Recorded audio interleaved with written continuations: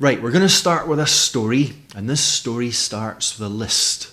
And the list is number 1, Madame Tussauds Wax Museum. Number 2 is the film Superman 2. Number 3 is the Tower of London. And number 4 is the Egyptian mummies.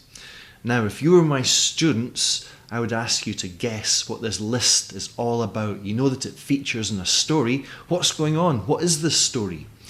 Well, let me tell you, this story goes back to the year 1981.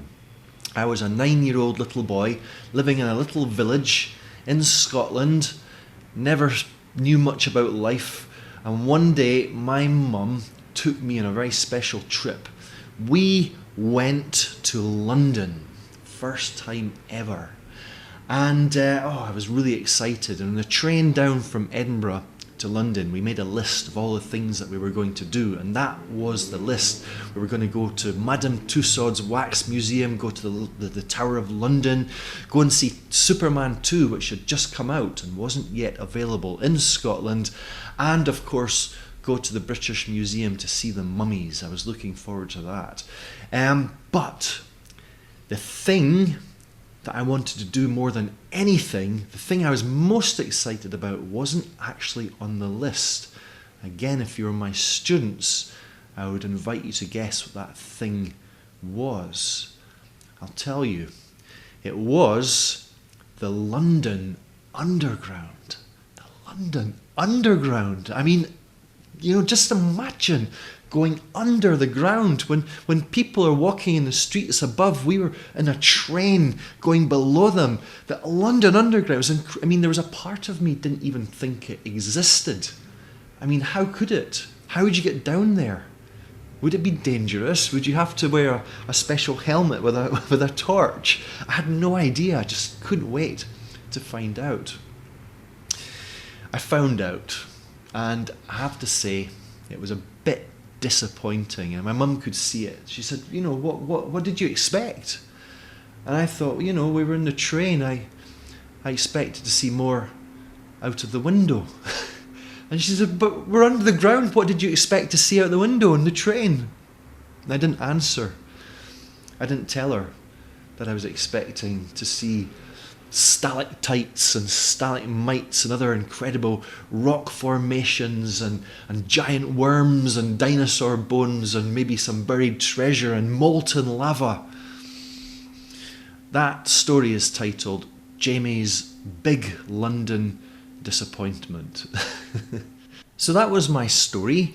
And as a teacher of English, I've shared that story with so many students in classroom and of course more recently online, and they usually enjoy it.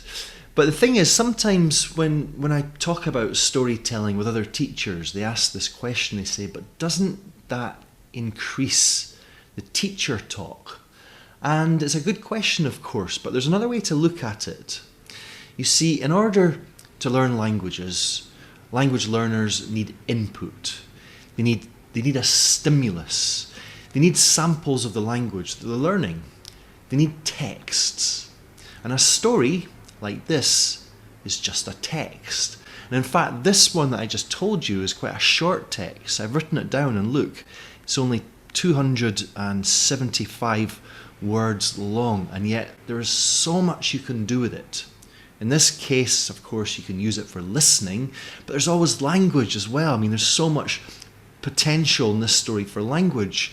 Just to give you one example, I've used that story to teach or introduce or present adjectives that end in ing or ed. In this case, disappointed or disappointing.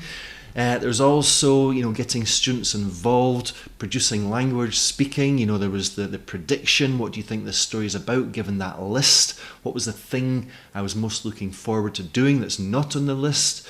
There's getting students curious, inviting them to ask you questions. There's, of course, using a story like this to introduce a topic. I mean, why do teachers feel the need to turn to YouTube to get videos to introduce topics when a short story does a much better job? And of course, setting up Storytelling from students. Think of the topics you can introduce or the stories it can lead to. You've got a time in your life when you were disappointed, perhaps. The topic of London, always there, isn't it? Or how about, confused ideas that children have. Kids are very confused little creatures, with lots of misunderstandings about the world. I certainly was. I certainly had lots of them. That was one of my examples. Everyone's got a story to share. That could be done as a homework. So stories are texts. But the thing is, it wasn't a text on paper or computer screen.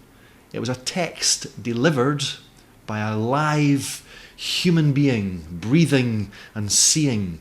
And when we do that, there's so much more potential. We can take steps to ensure that students comprehend the story or keep them engaged. In other words, we can be reactive. We can slow down. We can repeat parts of the story text. We can grade our language. We can clarify potentially unknown or problematic words. Or cultural ideas or concepts. We can even get students involved and make connections with them. Imagine you already know that one of your students is going to London for a holiday, the first time in her life. Later, when you tell that story, there's a very personal connection with that student. This is the potential of storytelling in the classroom. A story from the teacher is just a text. There's so much we can do with it.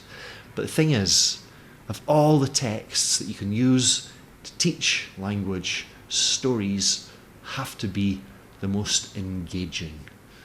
So, thank you for watching. Looking forward to sharing more ideas in my next video. I hope you'll be there. Bye-bye.